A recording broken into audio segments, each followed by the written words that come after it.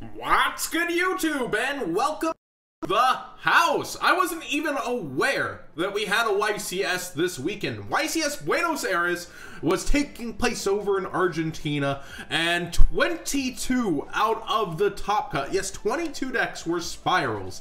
Not the biggest surprise to some of you guys, but as we slimmed down to the top 16, 13 out of 16 are still spirals. We have a guaranteed top 8 non-spiral because Pendulum is playing against ABC somehow, and then the other Pendulum deck is playing against Spiral. So Pendulum Magician's taking the second most dominant showing here out of the top cut so far, and it's just really interesting how dominant Spirals have become despite the ban list. They just do more than any other deck with 2 cards in the format, and I'm sure you've heard this over and over, but I don't know where we hit them from here, because I'm actually going to show you guys a first place deck profile from the Netherlands. Yes, a 52-man regional, but it very well could be the future of our game. But I just want to talk about the top 32 cut. We finally saw the return of Invoked in here. Oh, it feels so good. Invoked, I had kind of called to be one of the best decks this format. It just seemingly disappeared despite being in the top 3 the whole time with Trickstars and Spirals. The previous format, it appeared in every top cut, and then it just disappeared after the ban list. It was very odd to me, so it feels good to see that return. And the rest just seem to be mostly Trickstar, ABC, and Pendulum Magicians, being anything that's not Spirals. We have multiple ABCs that made it, it looks like, but I don't know where we go from here, boys. It's definitely interesting. Let's go ahead and take a look at this deck profile and tournament report that I am hyping up. It is first place by Bart Ledrew, and this is what really scares me about how do we hit Spirals.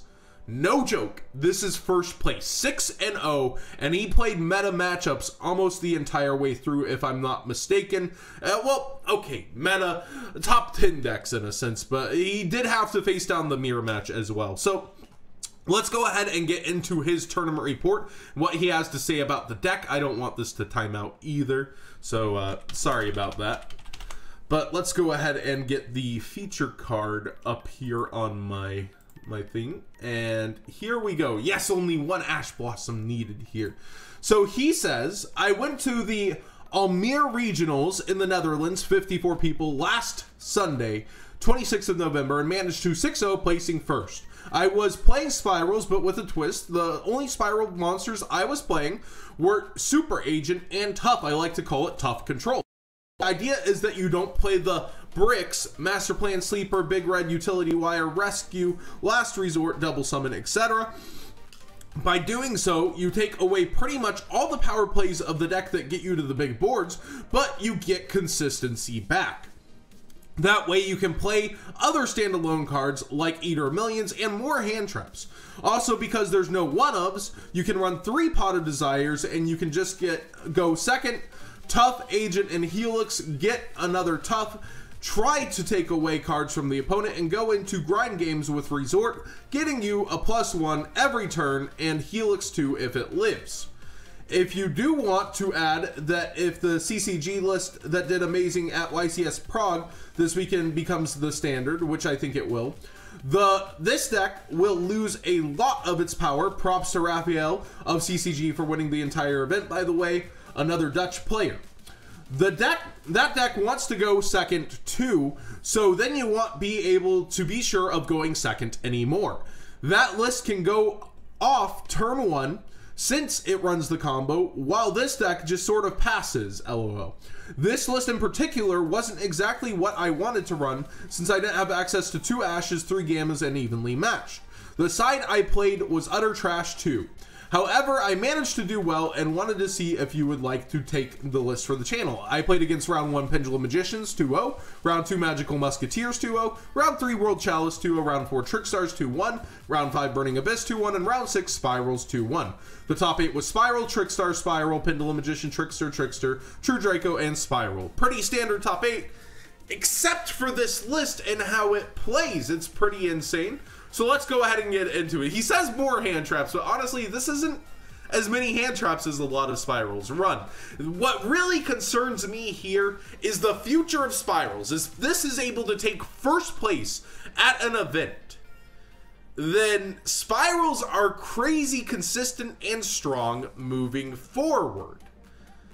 One Ash Blossom, one Gofu, triple Eater of Millions. Now this was kind of at first a surprise to me, but then it made sense. Tricksters are able to play it with a minimalistic engine that helps them search out tricksters and do trickster things. And then you have Eater of Millions for power. So this actually made a lot of sense with his monster count and how he's playing his monsters, that Eater of Millions would do really well in the deck. It's basically free removal that isn't really challenged easily in this format.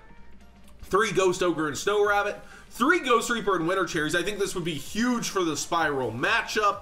The mirror match, in a sense that you're able to take away their double helix, and you're probably playing a lot more mirror matches right now, but I imagine this list might shift if Spirals got hit heavily on a ban list. We have the 1 Maxi, the 3 Super Agents, 3 Spiral Tough, 3 Cosmic Cyclone, double MST, triple Pot of Desires, 1 Raigeki, 1 Roto, 1 Scapegoat as well. So it feels very similar to Trickstar decks, where you have the 6 field spells, quote unquote, 3 Eater of Millions, and then a Scapegoat as well. I almost feel like he should have pushed it maybe to 2. MST is an interesting choice as well, clearing back row and the way forward to make sure that your stuff is going off, I suppose.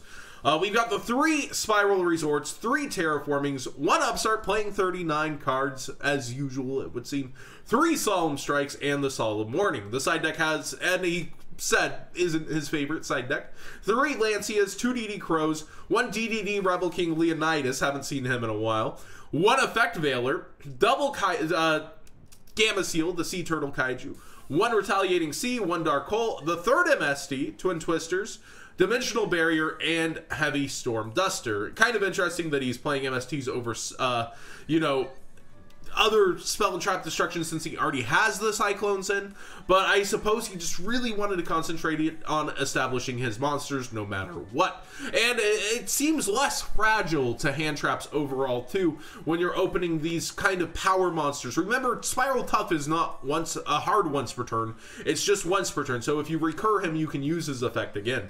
The extra deck has Dragon Buster ready for the ABCs, Mechaba ready for the Invoked, Ancient Fairy Dragon, interestingly enough, along with Abyss Dweller. We got Castel, Gaga Cowboy, Utopia the Lightning, Decode Talker, Ib, 1 Link Spider, Ningirsu, along with Proxy Dragon and 2 double helixes. I suppose you could actually hard make this with your tuners if you ever really had to. That would be kind of funny, because you play 4s and then you have the level 3 tuners.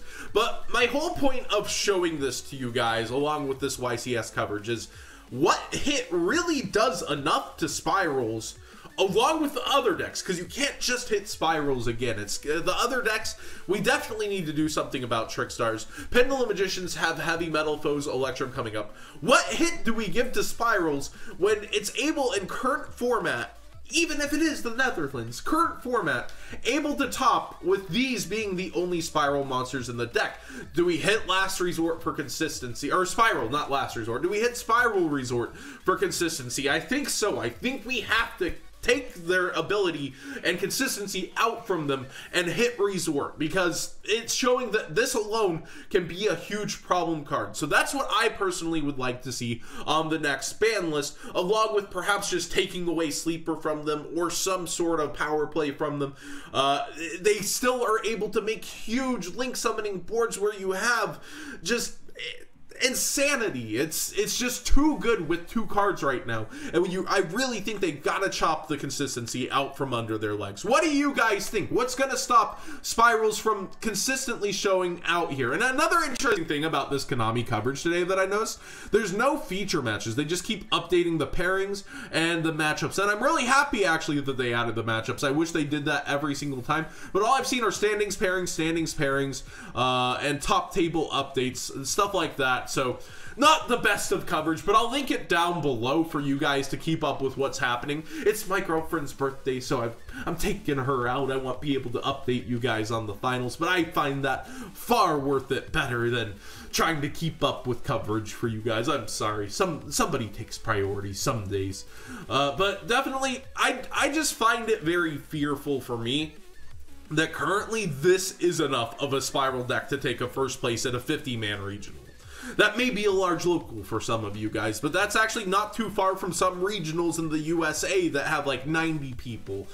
I really feel like this is the right next hit, and I don't know what else we do to go from there. Let me know what you guys think we need to do to go from there. Does this need to just straight up be banned? Is one not enough? What do we need to do to really quell the deck from appearing in top cuts? Tri-Gate Wizard combos are strong right now too with the deck. I just don't know what we personally do to chop it down to size, and I'm a little scared for the future of Yu-Gi-Oh! Regardless of what ban list is coming, because this deck's scary.